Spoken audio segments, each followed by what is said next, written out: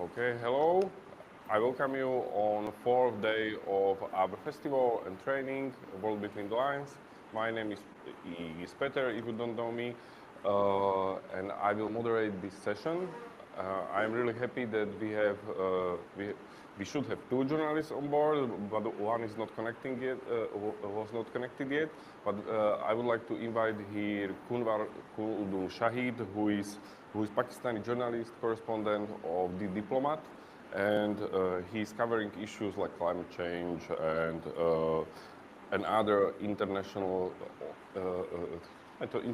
and other issues in Pacific in Asia Pacific region, and he specializes on issues like climate change. So today we would like to speak about how is climate change covered in other countries than Europe. Yeah, because when we cover it here, we usually cover it in more like abstract way. We very often speak about some regulations, some legislation, the Green Deal, politics, and so on, what is quite far from people and from actually happening climate change because we don't feel it in so strong way. So yeah, but in global south countries, it can be different. And we will speak about this today with Kundwar and hopefully also with Ibrahima from Nigeria. And they will tell us something, how they look at the climate change and how they cover it from their perspective, because it can be quite different. I'm quite curious about that. So and I will also tell you something about the procedure. So now we will start with presentations. Kunvar will tell us something about his approach, and possibly also Ibrahima, and then we will have a short discussion about this, and then there will be space for your questions. You can give these questions directly, or you can use Slido. You can see the QR codes. Here is one. There is another one. There is another one. And there is another one, so you can raise your questions indirectly if you don't want to speak directly. Okay, so now I would like Kunvar to start speaking. We'll test it, yeah, but we have tested and it worked. So, floor is yours. Thank you. Hello, good morning, and dobre den, everyone. Thank you, to World Between the Lines for inviting me on such a crucial and critical subject. Um, of course, we'll be talking a lot about the media and journalism and approach to covering climate change in Pakistan. But first, I think it would be a good idea to give you a brief overview of what the situation in Pakistan is like. I'm sure everyone in the room would be familiar with the idea that it's the communities and countries that are least responsible for climate change. They are the ones facing the harshest impacts. But for that, you need to know what those impacts are. I'm sure some of you would be familiar as well because Pakistan in 2022 was listed as the most vulnerable country to climate change in 2022.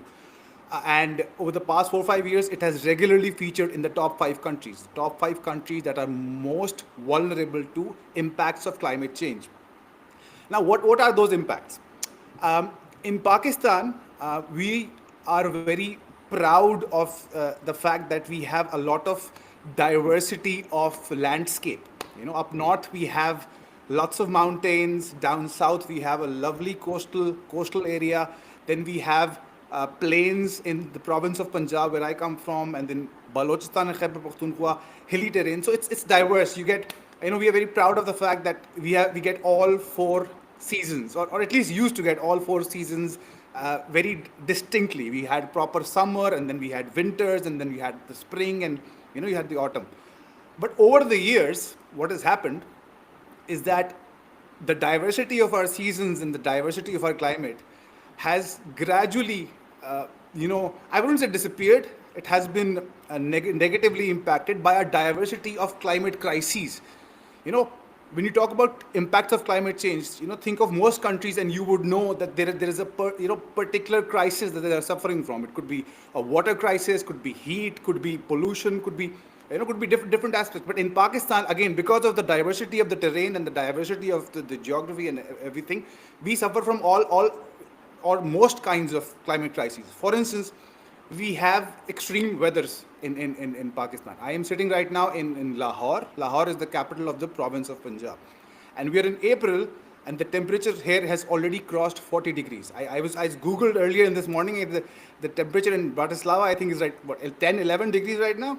It's almost 4 times that in Lahore, and it's just the start of April right now. So severe heat waves can come and will come over the next couple of months. And in 2022, some of you would have read about the floods in Pakistan, or watched the news, because it became global news, because 1/3 of the country was completely drowned in water or had massive impacts of flooding. And the cost of that flooding roughly amounted to $30 billion in 2022. $30 billion was the cost of that flood for a country which at that time had foreign exchange reserves of around 5 to 6 billion.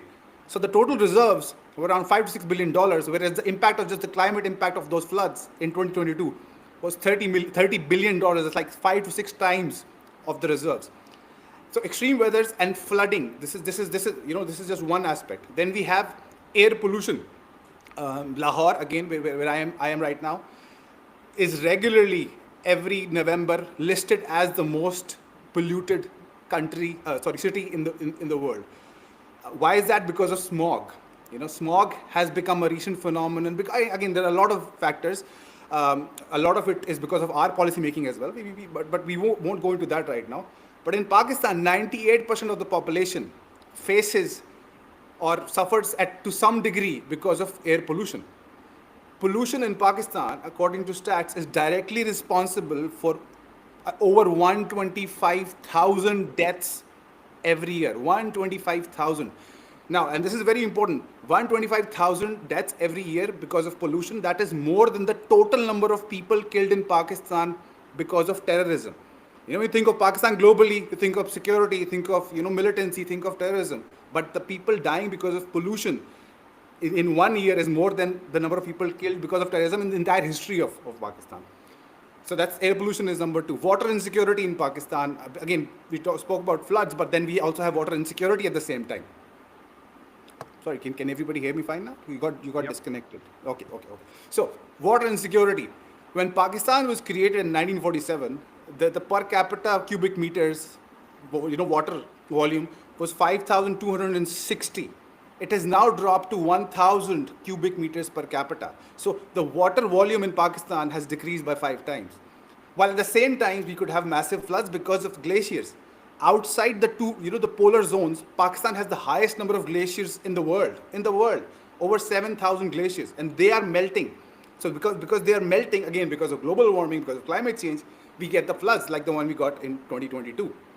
And then another way the climate change is impacting Pakistan is food insecurity.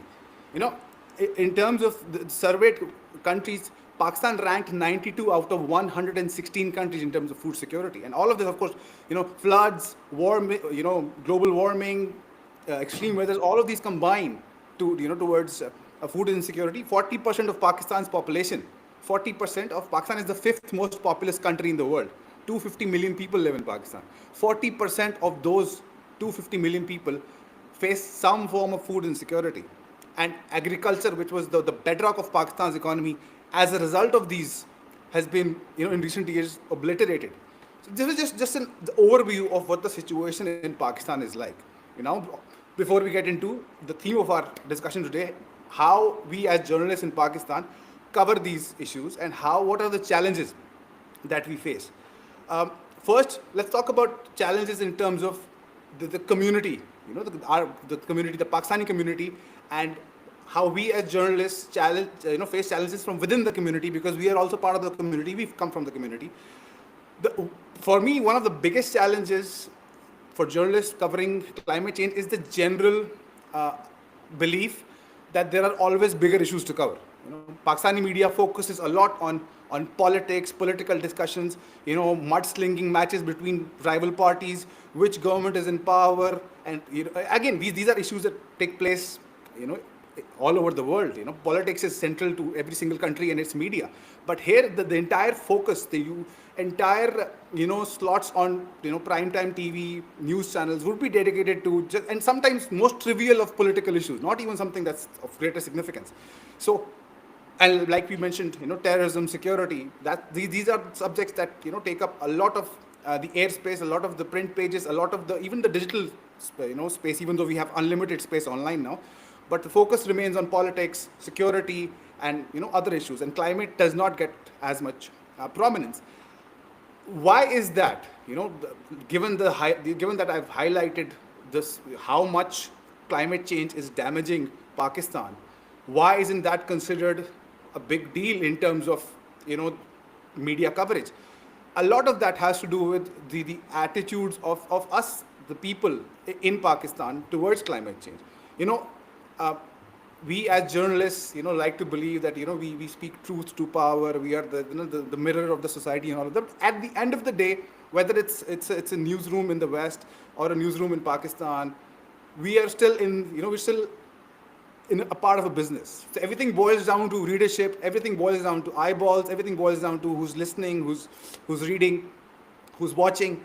So people in general in Pakistan are not as riled up, or not as they don't feel as strongly about climate change as they should. Now, why is that? We are suffering from floods. We are suffering from heat. We are suffering from all those things. So why aren't people more concerned about climate change? Again, one reason behind that is that we lack the very fundamentals that you people or people in the West would take for granted.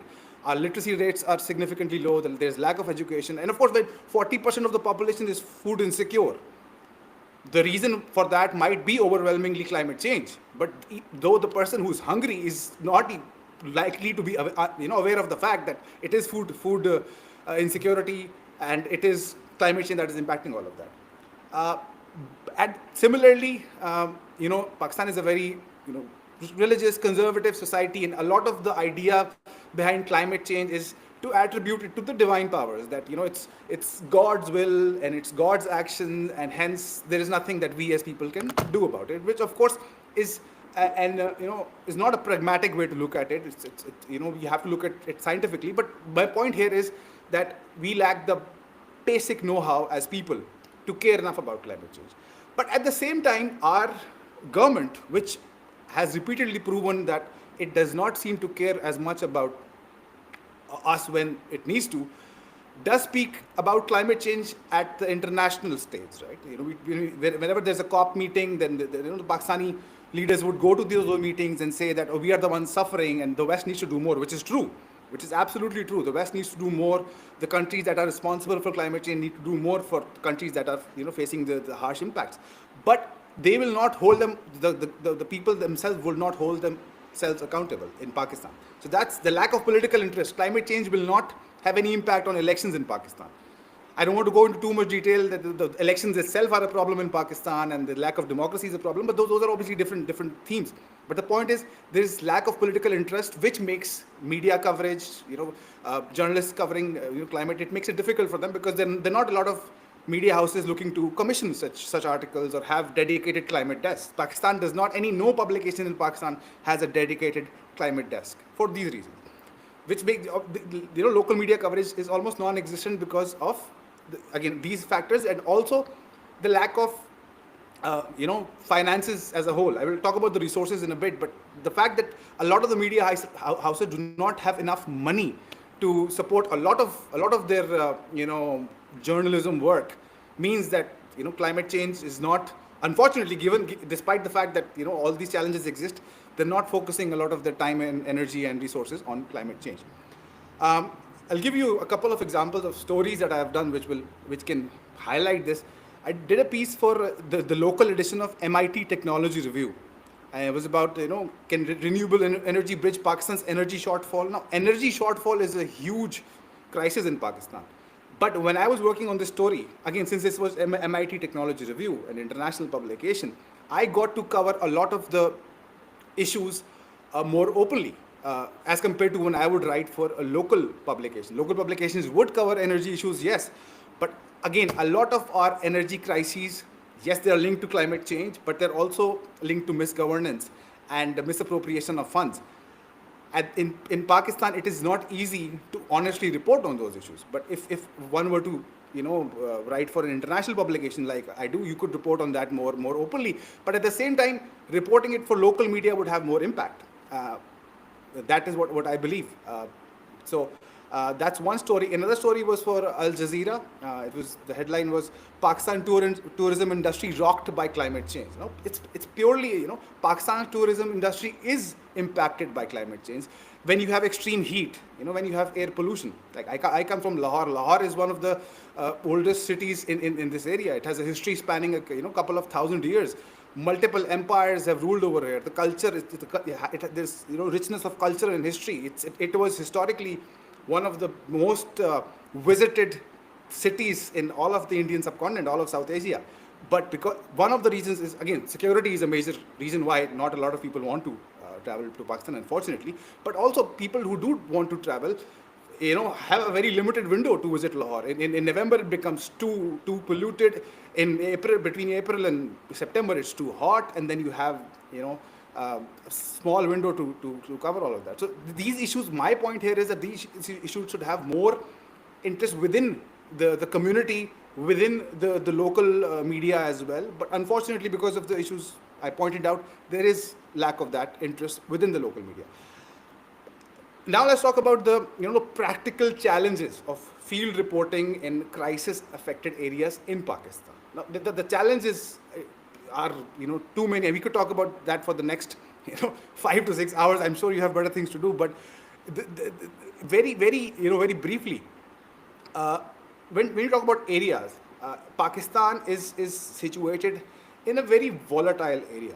There are conflicts. There's regional conflicts, and Pakistan has diplomatic fissures with all of its neighbors. Obviously you would know about India and Pakistan and the rivalry, but Pakistan has issues with Afghanistan as well, and Iran as well, and even China, which is supposed to be Pakistan's all-weather friend. But there are issues, there are conflicts. These conflicts impact climate reporters. Now, how is that? Pakistan's two western provinces, Balochistan and Khyber Pakhtunkhwa, they are the ones that suffer from the most food insecurity. They suffer from wildfires, for instance. A lot of climate change impact in those areas. But throughout Pakistan's history, and especially in recent years, these areas are dominated by militant groups. So, of course, the fact that there is a lot of militancy over there means that a lot of the coverage is of the militancy and the political undertones of that militancy. But for climate journalists, they become virtually no-go areas. So if there's a story to be done in, for instance, Balochistan, and it has got nothing to do with the politics or the militant ideologies over there, a journalist wouldn't be able to cover that because the journalist cannot go to that area. So that becomes the territorial volatility is a major issue for those wanting to cover climate change in conflict-affected areas like Pakistan. And then you have again, like I mentioned, the regional conflicts as well. I did a story, for instance, for The Diplomat. The headline was "Caught in the Crossfire: India and Pakistan's Fishing Communities." Now, the story was on the fishing communities of India and Pakistan, and one theme of that story was how climate change is aggravating the fishing profession in both countries. One major way it is doing so is that because of water pollution, the population of certain breed and certain fish species is declining, and for that reason, a lot of the fishermen from both India and Pakistan reach out into the waters and cross over into the other side of the water boundary between the two countries. And when that happens, because of the hostility between the two countries, they get arrested, and some of them have been in jail. Some of them have been imprisoned for years simply because they were looking to get a fish which they couldn't find in the sufficient volume in their own country because of climate change. Now, when I was working on this story, ideally what should happen is that I should have access to both the fishing community in Pakistan and in India. So while I was able to go to Sindh and report on the fishing community in Pakistan, I did not have access to the Indian side. And for that, what we did was that I worked on the article with an Indian journalist who reported. So it became a cross-border story. The Indian journalist reported from India, I reported from Pakistan. And while that makes for a good story, ideally, what should happen is that you should be able to move between the two countries to especially cover subjects like climate change and fishing communities. That has nothing to do with the ideology of India or the ideology of Pakistan or diplomatic clash between the two countries. So these are some of the issues that we face in terms of the region and the issues within the region. Now, the biggest issue perhaps is the resources, the lack of resources, and how we work with limited resources in difficult field conditions. Now, obviously, we talk about resources. We will talk about resource, the biggest resource, that is money. We'll talk about that. But also, there is a lack of training in Pakistan. There aren't enough trained climate journalists. I'm not a trained climate journalist. I have never received any proper training on how to cover, climate change. I've been a journalist for the past 16 years now, and for the most number of those years, I have covered climate change as well. But most of it is, self-taught, self-learned. You look at how climate change is being covered around the globe, and then you try to learn from that. So, I mean, when you don't have any proper training, that affects your coverage. And especially in recent years, now that social media has become more prominent, everything is going online. You have independent channels, YouTube channels, multimedia. Everybody, citizen journalism, so everybody can be a journalist as well. And in these times, you need better resources to teach journalists how to cover these subjects through the multimedia lens, the technology they can use, the smartphones, how to use those smartphones. We get those trainings, but it's not sufficient, and very rarely do you get something dedicated to climate change, which is why in Pakistan, barring maybe a couple of names, nobody is a dedicated climate journalist in Pakistan. In fact, an issue with Pakistan is that nobody can, unless you make it to the very top, people aren't exclusively journalists at all. They either work for multiple platforms, have something on the side going on as well, or they cover multiple beats, because covering one beat is not financially viable for any journalist in Pakistan. So finances are a major issue. I remember doing a story a few years ago. It was titled "Lack of Resources Hits Pakistan's Fight Against Climate Change." And the irony of that story was that I myself never got paid for that story. The story about resources, lack of resources, did not have enough resources for itself, the story itself. So that's a major problem in Pakistan. This is where international media comes in, which is going to be the focus. I'm sure a lot of the talks today and the next couple of days at your end. But international media is helping a lot of journalists cover climate change issues. But recently, international media, of course, has increasingly had its own limitations as well. So the amount of funds they can allocate to coverage in countries like Pakistan is decreasing. We can see, I mean, all of you are aware what's happening in some of the biggest countries in the West right now, and the policies that are being implemented. The cuts in funding for certain organizations, all of those things will further impact journalism in Pakistan, because a lot of the funds for journalism in Pakistan comes from those independent NGOs and such organizations. So yes, international media has helped with the coverage, but let's see if that continues. Ideally, the coverage should increase, but my fear is that we might not have enough funds from international publications either. I hope I'm wrong, but let's see. But because of these realities, what happens is that we end up using personal finances. Sometimes you.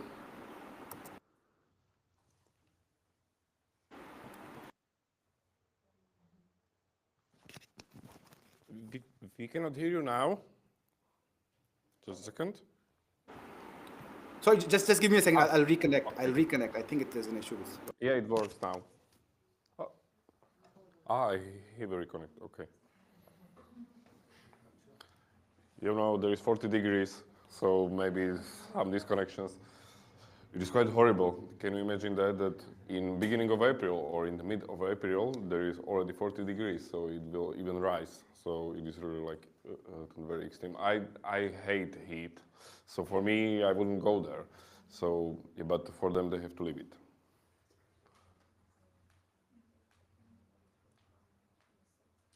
And Ibrahima is lost somewhere. Hello, can you hear me now? Okay, yeah, we can hear you. Sorry, the light fluctuated. We have a lot of problems in Pakistan, so the electricity fluctuated, and I had to reconnect. My apologies for that. So we're talking about how international media and the lack of finances for climate coverage. What that does is that a lot of us have to invest our own money. For example, if we have a story and we want to cover it, but either it hasn't been accepted, or of course you have to do often you have to do some pre-reporting, and for that you have to go to certain areas and do some legwork. And for that, if the pitch hasn't been approved, what we do is then we have to invest money from our own pocket, and sometimes the stories or the pitches won't get accepted. And we as journalists are not particularly rich people, so that has is of course has its economic cost as well. I recently did a piece on EV vehicles in Pakistan, and of course climate change is a big major angle of any story that covers electric vehicles in Pakistan. And one of the major problems highlighted in that story was the fact that a lot of the local consumers cannot afford electric vehicles. So it's the lack of finances is a theme that prevails over politics, over media, and it impacts our coverage as well. Lastly, I would want to wrap up and address your questions. Want to keep it more interactive, but in our questions and our discussion, I would want to talk about potential strategies that we could deploy to get better international coverage as well. I think what we can do as journalists in Pakistan is that we have a lot of options today. I mean, when I first started off, a couple of decades ago now, I was just, you had print media, you had TV, internet was, at least in Pakistan, as a media source was not as prevalent. But now you have ways to create your own independent channels. So what we can do in Pakistan or other countries like Pakistan that have similar issues and crises is that to produce independent contact and not rely on certain publications. I see there's a lack of that. Ideally, what should happen, yes, is that international organizations and media should fund certain journalists to do these independent, stories. Ideally, with visual contact. I think multimedia is very critical in this day and age. Yes, print is important. Yes, nothing can substitute the word itself, but people, the young generation, the students like you who are listening to us, most of you consume, I'm sure, video content. So that is something that needs to be invested in, and more people need to do that. I don't see enough of those vlogs or multimedia content independently in Pakistan. So that's something that can be done. And also, if I may say so, before I wrap up this, there is also, when there is international media coverage of climate in Pakistan, I find, and I'm guilty of this as well because I'm one of the journalists covering climate change in Pakistan, the stories can be very monotonous. Monotonous in the sense that a lot of the focus is on the destruction, devastation, the human loss, and those are important. I mean, when hundreds of thousands of people are being displaced or killed because of an issue every day, you can't help but talk about that, and you should. I'm not saying that shouldn't happen, but what should also happen is that there are other stories, truly fascinating stories linked to climate change that can be covered by the international media to highlight that countries like Pakistan are not just about death and destruction, whether it's climate or terrorism or these issues. But for instance, let me give you an example of a story that I have been pitching for the past few months to many international publications, but it hasn't been picked up. I think I've done multiple stories on smog in Lahore, multiple stories on floods, impact, resources. All these issues are interests the international media. But the story I wanted to pitch was about the intersection of food, and not food in terms of food insecurity, food as in recipes and cooking, that intersection with climate change. So in Sindh, what is happening right now is that a lot of people are becoming more aware of climate change. They're rising up against climate change, even though historically they weren't as bothered because of the impact it is having on one of their favorite dishes. Now, the local fish. It's called the palla fish. It is one of the favorite foods in the southern part of Pakistan. But because of climate change and water pollution, that breed of fish is dying, which means it is less available, which means it is not being cooked as much, which means that it's not as frequently available in homes, in parties, in restaurants. And because the fact that people were, not people no longer have the same availability of their favorite food, they are now becoming more aware about climate change. So the focus would have been how great this dish must be, or how delicious the food must be, that it is, leading to a climate awareness in certain parts of the world. But unfortunately, it has not been picked up by any publication. I'll keep pitching it because I think it's an interesting story. And it's one of the stories I've already done pre-reporting on. But my point here is that there should be more diversity of coverage. Even when there is death and destruction and so much at stake, we can still do a diverse array of stories. So that's where I would, end this. Okay. Thank you very much, Kunvar. We still don't have here, so I think we will continue in our discussion. I have a few questions for you. Okay. Yeah, but I will start more personally. What was your motivation to start to cover this issue? Because as you told us, it is most when there are some topics covered, there are usually like politics and politics and politics again. So why did you decide to cover climate change or climate I think crisis? Your personal there are, motivation or yeah. yep. Yeah. So there are many reasons, but perhaps the most prominent reason is the fact that, like I mentioned, I live in the city called Lahore. It's the second largest city in Pakistan, and because of climate change, our lives of people in Lahore are significantly impacted because of smog. And like another story I mentioned about the impact of tourism in Lahore. Uh, and Lahore used to be called, and still is called, the city of gardens. So imagine the city of gardens becoming, or reaching a point where people can't visit it because it's too polluted and too, environmentally unfeasible to visit that city. So I think the fact that I live here in this city and I can witness firsthand the impact of climate change on Lahore, that was definitely one of the major reasons. And another reason was because when I think the first climate story I probably did 12, 13 years ago, was also because of the fact that nobody was covering these issues at the time. It wasn't as prevalent, and we started off covering those for local media. And when another thing that happens is that climate still is, unfortunately, back then definitely, but climate was never one of the harder beats, so to speak. you, the climate change would, sometimes oftentimes be covered by someone who's covering lifestyle or other stories. So that became, and I've covered politics and security, so I wanted to do that as well.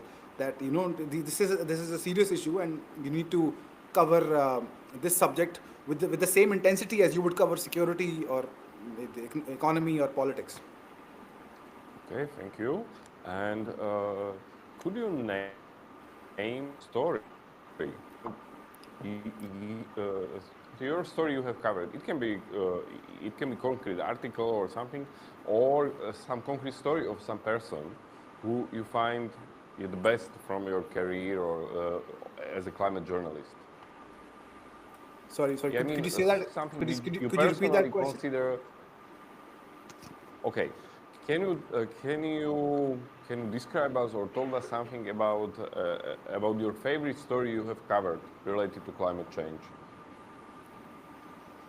Favorite story related to climate change. I think the story I mentioned about the fishing communities is one of those stories. But that story itself featured a lot of angles. Climate change was one major angle, but there was again the diplomatic tensions between India and Pakistan. That was an angle as well. Security was an angle.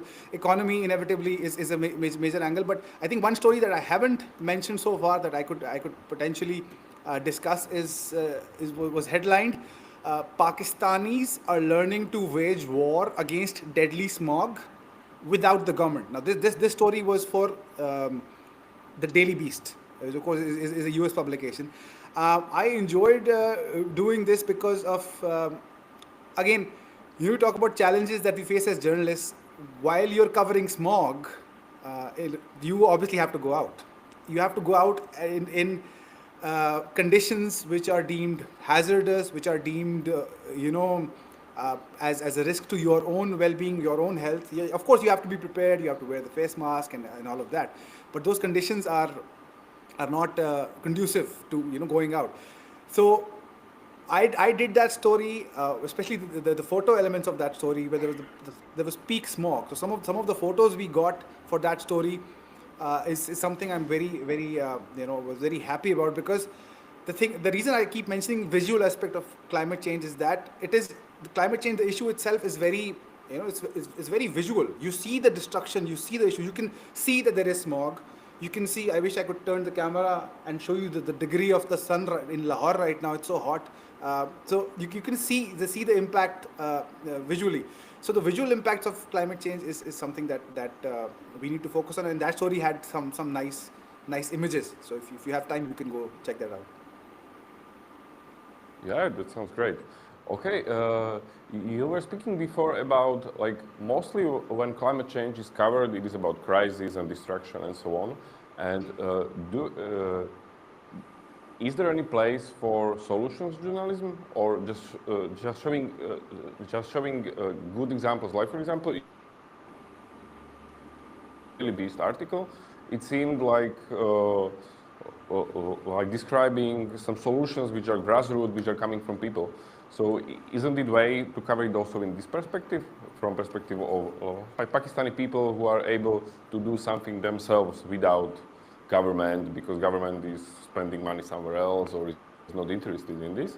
So yeah, but we as journalists, we have a potential to show solutions and to bring. It is another side of journalism, just not to show these negatives, but to show positives and maybe something which can be transferred. Yeah, for example, from India or from Iran or somewhere where, if there are some other solutions which can be also grassroots, if you were thinking about this, have covered in this way. Yes, definitely. I mean, the story that I just mentioned, the headline itself, reveals the fact that people of Pakistan were taking it upon themselves because they felt that the government isn't doing enough. So there is that. Of course, the media, it isn't a pure solution journalism story, but at the same time, like most climate stories, I would say, it does highlight the fact that what needs to be done. And in fact, in this particular story, most of it was that what the people are doing.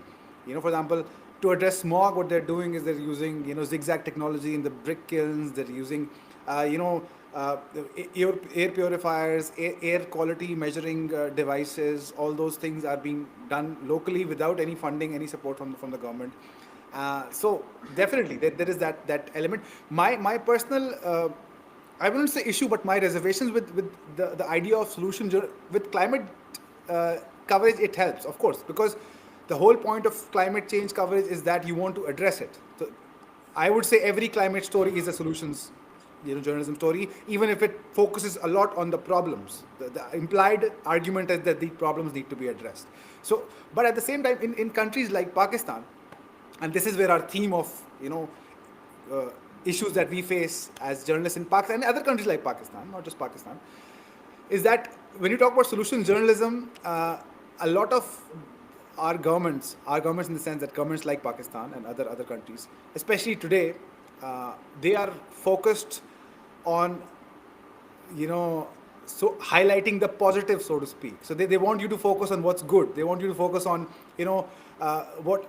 Of course, they want to focus on what they are doing that's good. That's their interest.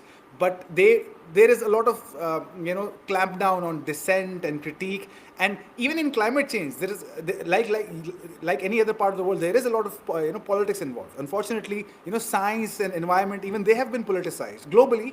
But when that happens in countries like Pakistan, you want to, for example, criticize a company that is breaching climate policies. You can't do that in Pakistan because that company is likely to be owned by someone who's rich and powerful, affiliated with the government, and that becomes a problem. So, what they want you to do is just focus on, oh, look, we introduced, EV buses in Pakistan. We introduced, we planted a certain number of trees. That's good. We will cover that. I'm not saying we won't cover that, but the hard hitting stories will inevitably, even if it's on climate change, they would inevitably hit the government and hit the powerful peoples, and they don't like that. And in countries like Pakistan, we talk about where Pakistan ranks in food security, climate impact, and all of that. Pakistan ranks among the lowest countries in terms of free speech and media freedom. So that's also an issue in countries like Pakistan. Okay, thank you. You have addressed many times during this presentation climate injustice, like meaning that there are countries which didn't cause climate change, but they are facing it much more. So I would like to ask you about how do you introduce this concept in your storytelling? Because it can be quite abstract, but at the same time, it is quite like, if you look at it, you can see there, but I'm interested, how do you address it from storytelling perspective? Climate injustice and so on. Yeah, I think from a storytelling point of view, it is because, when we cover politics and security and other issues, it becomes very important that, it becomes very obvious that the issue is related to Pakistan, and it is Pakistan or the people in Pakistan or different groups in Pakistan that are, responsible for it.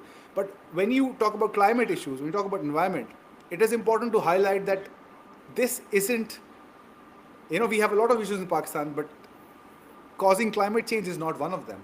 So it is important to introduce that in this article, or in whichever article we are working on, because and especially in international media, I would do, when I'm covering it locally, I would focus on what the government can do, what we can do is. But if you look, writing this piece for an international publication, it is largely for a global audience or the audience of that particular country.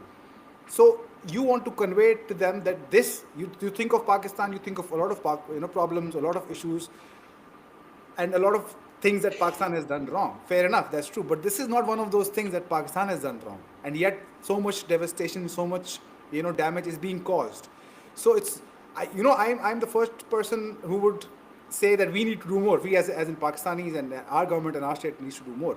But here it is also important that other countries and other states and other media houses, they should do more as well, because this is a global issue. Climate change has no borders, has no diplomatic limitations. It affects all of us, and it affects obviously most people from those countries that aren't the ones that are contributing to climate change. And it is important to introduce this idea. I don't want to focus too much on this, because that takes over from the story itself, but briefly highlighting the fact that Pakistan is one of the most vulnerable countries to climate change, whereas its contribution to emissions and these is so limited. I think it works if you just introduce it briefly. Okay, and I will continue with this question, because I would be interested, how does local community do this issue? If you have spoken about this with local people or some experts, I think it can vary from local people to experts. How do they view climate injustice as such? So it is not a question to media coverage as such, but it is more about the views of audience and society and communities about this. I think, first of all, like I said, there are a limited number of journalists that are covering climate change in Pakistan. That number is increasing, but it's still not as prevalent as those covering other political or security issues. But those journalists that do cover climate change, and those think tanks, those analysts, those organizations focused on climate change, are very clear about climate injustice. A lot of, for instance, whenever there is a COP meeting anywhere in the world, a lot of the questions posed to the world leaders or representatives of the Western countries, or Western journalists, Western analysts, a lot of them would, one of the questions that every climate journalist would ask them is about climate change. What should the US do? What should the EU do? What should these countries in the West do to provide justice to other countries who have suffered because of their actions? So I think there is, anybody who is linked to climate change in Pakistan is fully aware of climate injustice, and they are quite vocal about it, I would say. That's great. Yeah, I think it is really important because I'm not so sure it will make some pressure on other governments in global north and in the west, but at least we should speak about this because just to let know to our public and to our audience that we are part of the problem and we are. Please? Okay, and I have one last question from me, and then we will give space to our audience. You were speaking about international news. You are covering for many outlets, like foreign outlets. I would like to ask, what do they prefer? What kind of stories they prefer? In general, if you could somehow generalize it. Like, for example, you said to us that you have tried to pitch story about the food, which sounds great, and it was not, he didn't want it. So what kind of stories are successful from your perspective when you pitch them to international news? I think, to be honest, and I should probably give credit to the publications that I have worked with, and even those that I haven't worked with. A lot of the interest in international media is focused on climate justice as being one of the topics. That's something I have experienced myself. That a lot of the successful pitches, not just from Pakistan, from the Pacific Islands, from Bangladesh, from Africa, other countries suffering from climate. A lot of those stories, if you look at the international media coverage, a popular theme would be climate justice. So that is one theme that they're interested in. The other theme, like I mentioned, is that if you want to talk about justice, you inevitably have to talk about the impact. So if there is any climate catastrophe anywhere in the world, for example, you will find massive global coverage of climate change in Pakistan in 2022 because of the floods. And the pictures that you would have, even in your media, your local media, pictures, videos, they are meant to highlight the havoc, the devastation that those floods caused, and those pictures, those stories are very important. So like I said, the softer stories are something we also need to cover, but that does not mean that there needs to be any decrease in the coverage of the impact of climate change, or the hard impact, or the visible impact, or the mortal impact. The people are being killed and people are being displaced. There is no way to downplay that. So that needs to be completely highlighted. But another story example I would want to pitch. I think I pitched it to one publication. It's the story of a female biker in Pakistan who traveled throughout the country on a motorbike. And that woman recently, and she continues to travel in different parts of Pakistan. That in itself is a story, female biker traveling all over Pakistan. But in recent years, she converted her bike to something that's more environmentally friendly. It's an EV bike now. So that is a story that, again, that, like you mentioned, solution journalism. So this is a person who makes vlogs, not based on climate change. Her vlogs are focused on women empowerment and other social issues. But even she, without making it about climate change, without highlighting that, just converted her bike to something EV friendly. And I think that's a wonderful story as well. That's a climate change story, while at the same time it's coverage of a social issue as well. So I think these issues could get more. I think this story will likely get picked up. Thank you for reminding me. I need to pitch this soon as well. Perfect, you're welcome. Okay, so now thank you for this short discussion with me, and now I would like to give floor to our participants. They can ask you either directly through the mic, or they will send us questions via Slido, and we will ask you. So you can start. Are there any questions in Slido? Yeah. Okay. There are 5 questions. So Okay. the first one is, what is the relationship between the government and the media, like in Pakistan? Does the government have control over it, or is there complete media freedom? Yeah, like I said, when it comes to media freedom, Pakistan is one of the lowest ranked countries in the world. The government, and by the government I would say the state, because it's the Pakistan Army is the most powerful institution in Pakistan. It controls a lot of the things, even though officially Pakistan is a democracy, but it's the army that's calling a lot of the shots behind the doors. So a lot of the coverage, especially of global political security significance, would need the approval of the government or the state, or obviously not officially, but that is how it works in Pakistan, and that defeats the whole point of having media. No, media is supposed to be, the critic that keeps the government and the powerful in check. And unfortunately, we don't have that freedom. I mean, when I first started off, there was actually more freedom, decade or 50, couple of decades ago. But right now, it's probably especially in the internet age, it's probably the lowest we've had in terms of media freedom in Pakistan. So the next question is quite similar. So how often does climate journalists got pressured or even threatened by companies or lobbyists? Yeah, that's a very important question. The thing is, this is the challenge that climate journalists face, especially in the West. A lot of you want to highlight the practices of a company, and companies, and obviously rich people are powerful everywhere. They're Pakistan, or Slovakia, or the US, everywhere. They are powerful everywhere. But in Pakistan, we don't. Before the powerful company could threaten the journalist, the media house itself wouldn't publish that story. So that we lack the very first step. There are very few media houses right now, I would say none, that would be willing to take the risk of publishing a story that might offend someone who's powerful. So what would happen is, for instance, if a journalist has a story, talking about a powerful company in Pakistan and its practices, first of all, the journalist would know himself or herself that this is not something that can be covered. But even if they insist that they want to cover, they would go to their editor and pitch the story. So the editor might slash it down. If the editor wants to take it up as well because it's an important issue and it's a critical issue and we want to highlight, then the chief editor or the owner of the media house would have a problem, because they would say that we don't have the resources. If forget practical physical threats which exist in Pakistan, even if there is a case in the court again for defamation or something like that, we don't have the resources to fight those cases. So unfortunately, these stories aren't even being considered in the newsrooms in Pakistan right now. I hope that changes soon.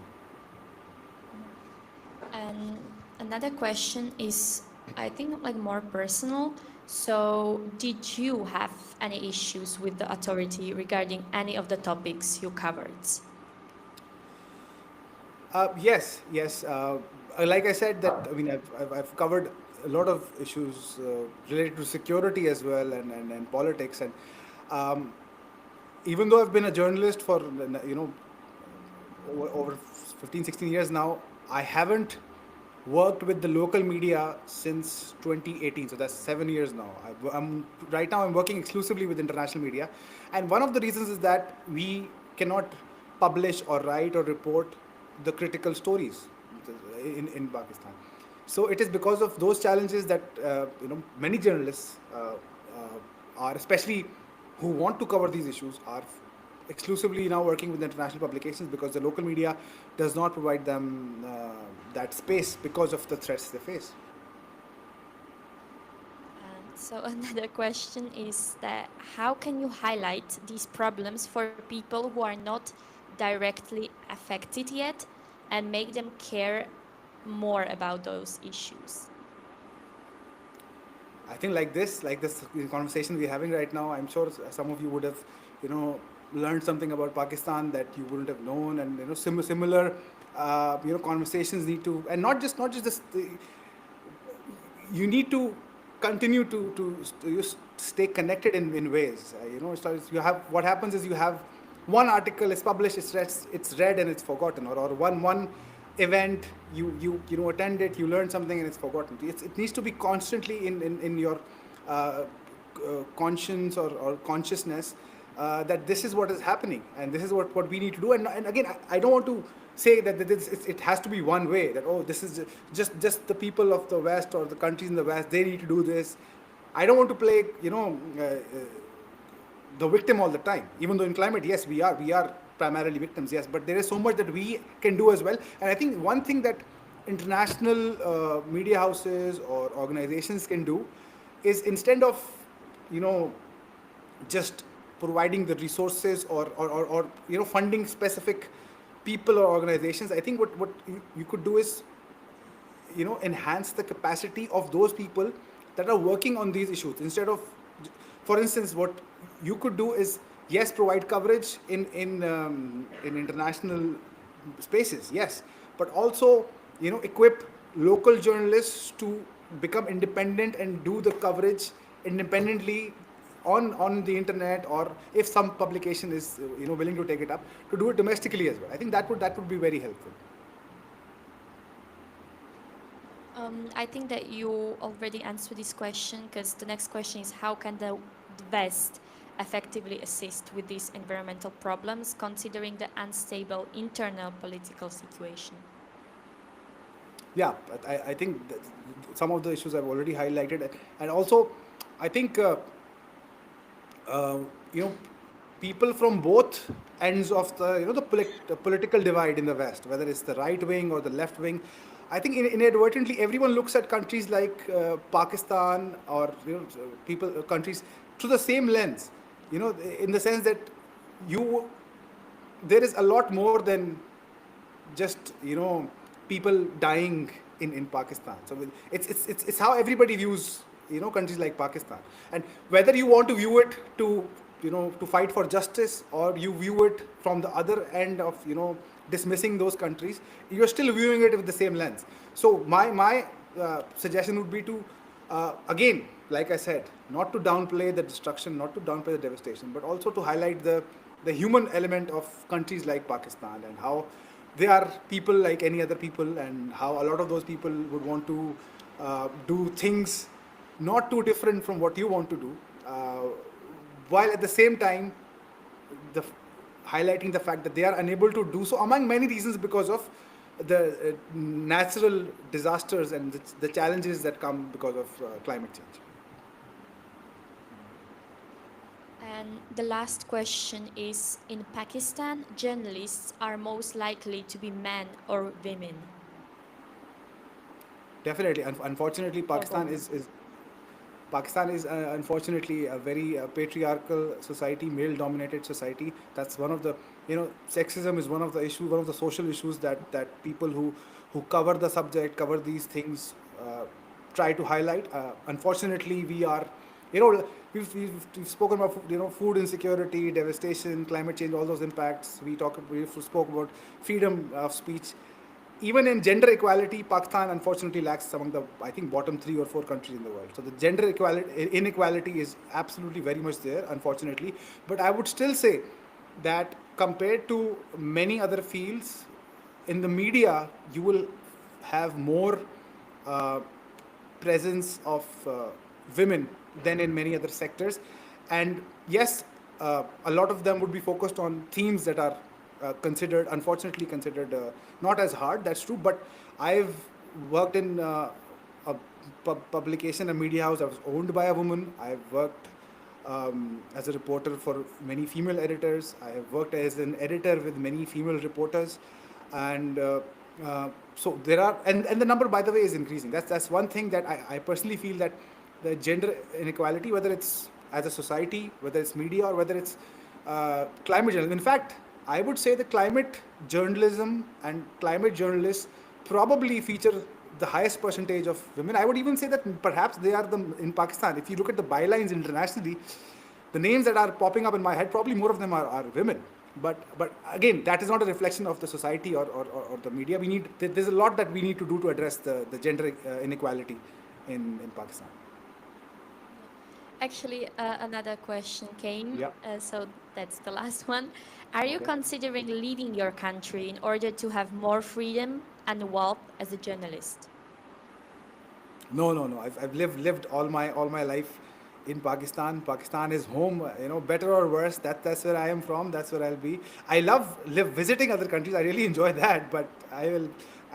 This is where I'll always be. And again, I sometimes even say that, again, not to downplay that the threats that a lot of the journalists face.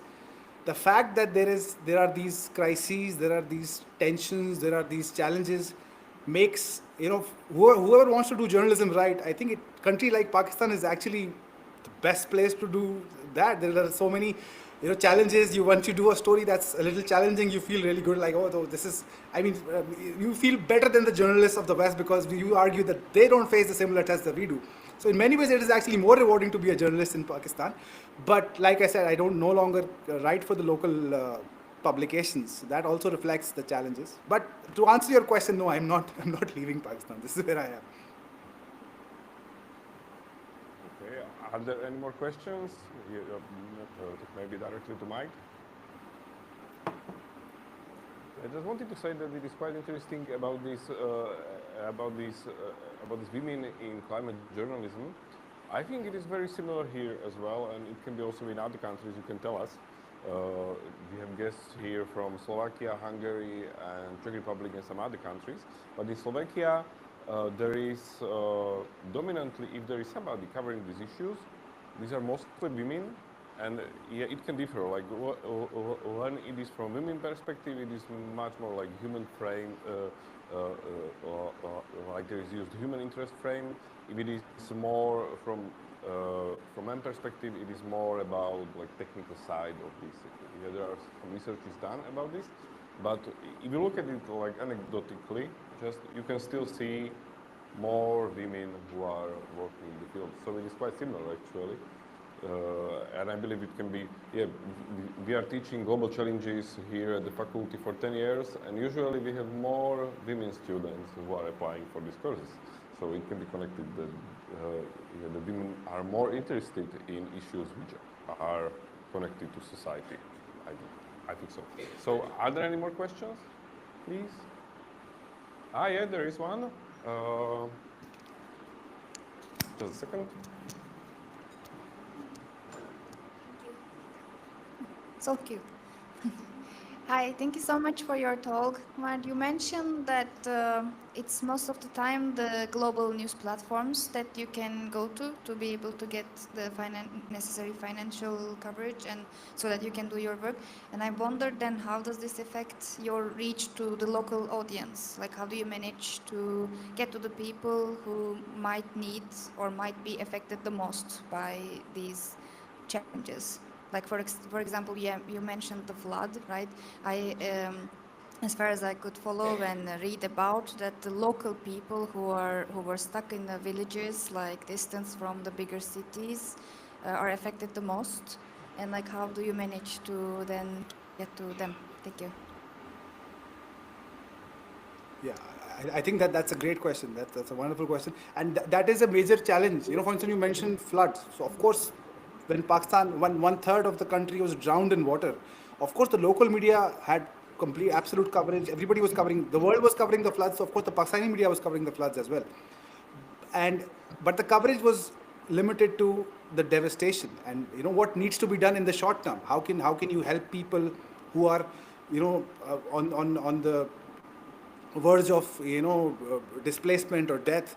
So that coverage did exist, but once the effect died down, did the local media have a discussion on the impact of climate change? Not as much. There are some token articles or news pieces on TV that touch upon it, but what is needed, and that's something you highlighted in your question, what is needed is for the coverage of the impact of climate change or the origins, or first of all the existence of climate change. You need to accept that this is happening because that this is a human issue, that it is caused by human activity. Once you attribute things to the divine, it becomes very difficult to address those.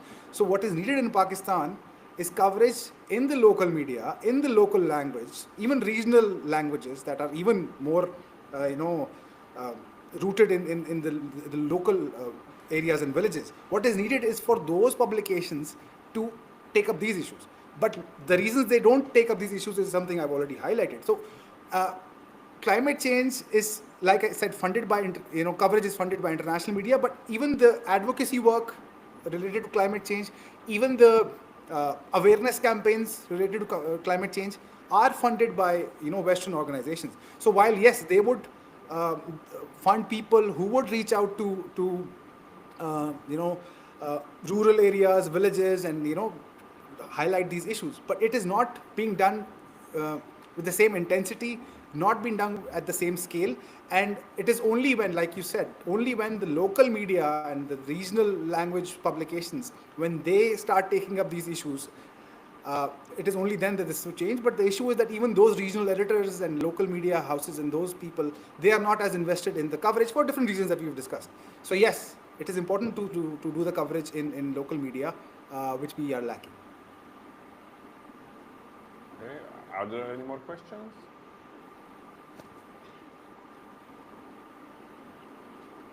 Okay, it seems that there are no more questions. So I was really happy to meet you again, and hopefully I will sometime meet you directly in Pakistan, because that is my. I hope so. I have old dream to come to visit. As I told before, I don't like heat, but I love northern part of Pakistan, to go to Karakoram Highway, and so we were actually a bit further, like 2 valleys behind it in Vakhan Corridor. It is a great place, but I would definitely like to see Karakoram Highway sometime. That we'll see. So thank you very much for this session and for your insights, and I hope our audience enjoyed it. And have a great day in Lahore, and thank you once again. And I would like you to have some more.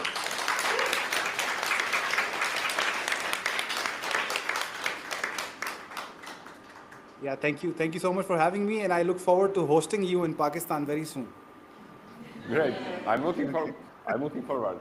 Okay, so have a great day. Thank you, you too. Bye.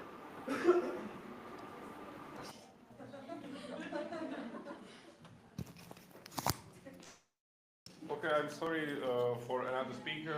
He, from some reason, we don't know yet, he didn't connect to our meeting, but previously we were discussing with him, so so it was all agreed. He is also a great journalist. He is